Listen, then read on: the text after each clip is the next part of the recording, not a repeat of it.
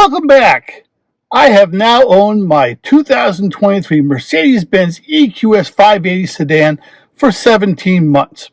And this month, I'm going to talk about two things I think are very timely. Initially, I was going to talk about why I bought an EQS instead of an S-Class and show you the two cars side by side.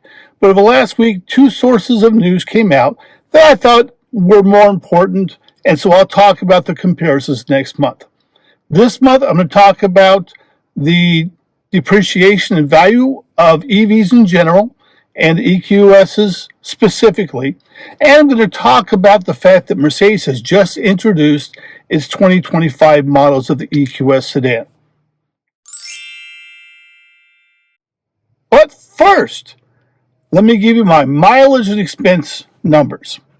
So far, I have driven 16,897 miles, and to get that distance, I have spent only $580. That works out to 29 miles per dollar. Conversely, had I bought the gas version of this car at an estimated average of $4 a gallon for premium, I would have spent $3,378, which works out to only 5 miles per dollar. So considering this car costs the same as the S580, I'm doing significantly better in my month-to-month expenditures. Not to mention the fact that I don't have my first regular service for another 3,300 miles.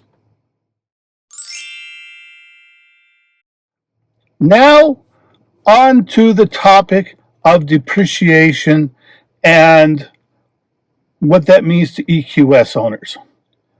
I saw a news article this last week that said Mercedes-Benz and other EV builders are severely cutting back how much they're producing in the coming years. And that's because there's no popular demand for it. I've always said I'm an early adopter in the EV market, minus Tesla, which has been around for a decade. But with the EQS, I'm an early adopter. And I knew going in that there was a chance that the values might decrease. When I bought the car, guys were literally selling them back to dealerships and making money because there were so few. But now that the car's been around for a couple years and demand really hasn't kept up with production, supply and demand has kicked in and the value of used cars has dropped considerably.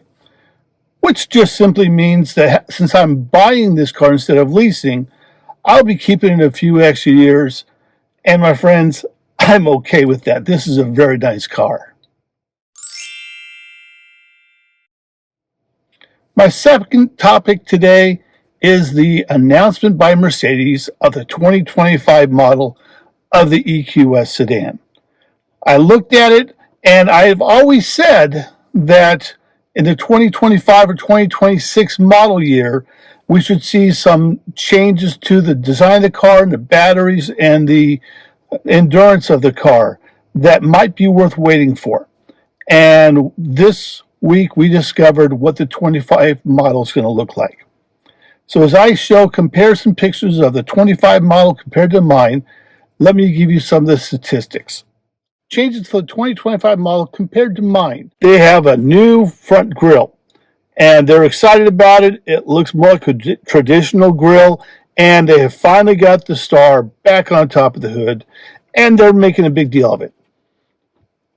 My wife and I looked at the car, and while I really like the idea of having the star on the hood, I think the design of the grille is significantly better on my car. I think the only way they could have made it better that I would have liked is keeping all the small stars across the front of the grille and getting rid of that big Mercedes logo in the middle and then replacing it with the star on the grille. I think I would have enjoyed that a lot. The second thing they've done is they have a larger 118 kilowatt battery, and with some improvements, it's going to get about 30 miles more range. Not spectacular, but hey, 30 more miles is always good. The third thing they've done that's new on the 25, actually was on the 24, but it's not on my car, they have a heat pump, which will help the battery with its energy and will help with heating the inside of the car, and it will give the car a little better range and a little better economy. The next thing they've done is they have improved the recuperation levels. So when I'm using my strong recuperation, the 25 model will stop significantly faster, which both saves the brakes and allows us to do a little faster stopping at the intersections. The challenge I have with that is I'm already concerned that going with the strong recuperation is stronger than I want it to be if I have passengers in the car. So I'm not sure I'm looking forward to that feature, but I'm glad that they're thinking it through, and it saves the lives of the brakes because you're using regeneration, recuperation, and you're not using the brakes. The next thing they've done, they did this in 24, but again, it's not on my car, is they have optimized the braking system, which provides a better pedal feel. I've talked about the pedals before. It hasn't been a problem for me, but for those it was a problem for, Mercedes actually has now fixed that problem. And on the interior, they have, on the executive interior package, which my car does not have, but they've got a feature where the back passenger can hit a button and the passenger seat up front will scoot forward, lean forward, so the passenger back has a little more leg room, and then their seats back there now can go back up to 38 degrees, whereas today my car can go back up to 36 degrees. So a little better leaning back, and they've also, along with that, added 0.2 of an inch of padding, so the seats will be a little more comfortable, which is nice. And the last thing they've done that is new and worth noting, they've got some other small touches, but the last thing they've done is on their keyless go system. I can unlock and lock the car. I can do the pre-entry and do some remote things with my car. But with the new system they have that I don't have at this point is they'll allow you to start the car, and they use a digital vehicle key, which then also allows you to share that digital key with other people. So if someone's going to borrow my car and I'm not around and I forgot to give them the key, I can literally share the key with them digitally. And that's a really nice feature I'm looking forward to. So the question becomes, with these new features in the 2025 model, is this something I want to upgrade to, or that I would recommend you wait for? And the answer really is no. The car I have is magnificent, and the features on the outside, actually, I think are detractors. The features on the inside are really nice. I like the heat pump. Guys in the north driving their EQSs will really benefit from that, but those of us in the south, not so much. But it's nice that they have it, and it's going to make things better. And so, as I compare what this is to a 25 model, I don't see a reason to upgrade. And if you are considering getting an EQS, then you need to go ahead and get one. I think waiting until 2025 isn't going to be worth the time you're spending not driving the car. And for this month, that's it. A quick update on my thoughts on the new cars coming out in 25, and letting you know that there is some depreciation and there is a lack of demand for EVs, at least in the U.S. market. I'm going to wager worldwide.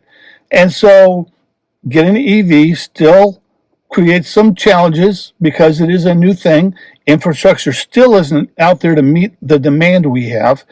And the technologies aren't up enough that you can just zip in and spend 15 minutes at a charging station with cover over your head and zip out. So if you're looking at getting an EV, keep these things in mind, but it's a great thing. And if you're going to get an EV, I highly recommend you get a car you would want as a car that also happens to be EV. Don't go looking for an EV and then find a car that's okay. Find a car you would want as your car that is made as an EV. And that's what my EQS sedan is. So until we talk again next month, as I compare my EV EQS 580 with the gas-powered S580, you make it a great day.